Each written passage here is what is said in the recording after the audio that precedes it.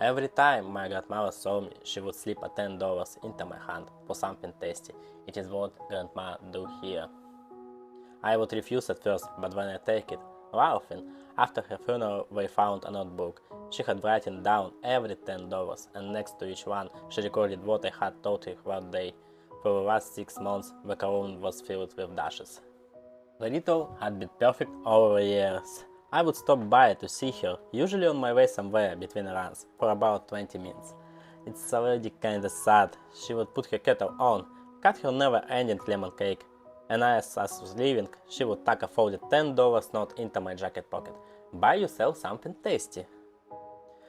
I was 34 and I earned more in a day than her monthly pensions. I would say, Grandma, please, you don't have to. I feel uncomfortable taking it. She would purse her lips. Take it, don't hurt my feelings. It is what Grandma do. It is kinda cute manipulation. I would take it so I wouldn't upset her, and when in the car I would smile to myself. She was so funny. Over the years, my visit became shorter and shorter. I would sit in her kitchen with my phone in my hand, replying to my work message, nodding along her stories about the garden and TV shows. When she asked how I was, I would give her standard answer, I'm fine, Grandma, just working. She asked about my wife whenever I was tired, what I was eating, and I brushed it off, everything good, don't worry. I thought the most important thing what I was came, the fact itself, a check mark, $10 in my pocket. She died in April, quietly. A neighbor who found her. I held myself together at her funeral and at a memorial gathering as well. A week later, my mother was sorting through her apartment and called me in a voice I had never heard from her before. Come over, there is notebook here. It was an ordinary school notebook with a grid pattern, sitting in a cabinet between electricity bills. On the cover, in my grandmother's handwriting, was written, Misha. I tendered for my name, Misha. I opened it right there, standing in her hallway, without even taking off my shoes. Inside were neat columns, like accounting records, date, $10, and third columns. Told me he got a promotion, bought a car, happy. Told me about his vacation, this year, tanned, lost weight. Says he is tired, told him he needs to sleep more.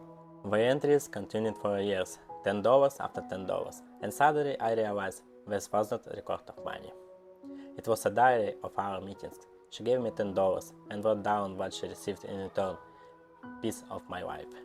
For that piece, for something tasty. I kept turning the page, and the entries became thinner as my visit became further. Stopped by for 15 minutes, said everything was fine. Was in a hurry, everything was fine. And then, for the last 6 months, the date, $10, and a dash. A dash, a dash, a dash. 6 visit, $60, 6 dashes. I stood there and understood what the dash did not mean. He did not come. I did come, the dash mean. He come and did not tell me anything.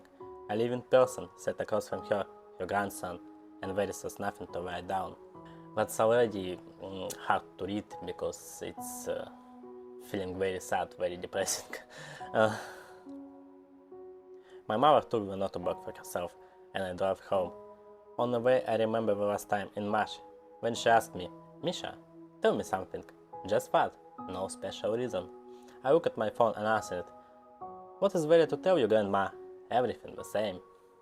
She nodded and went to pick the kettle on.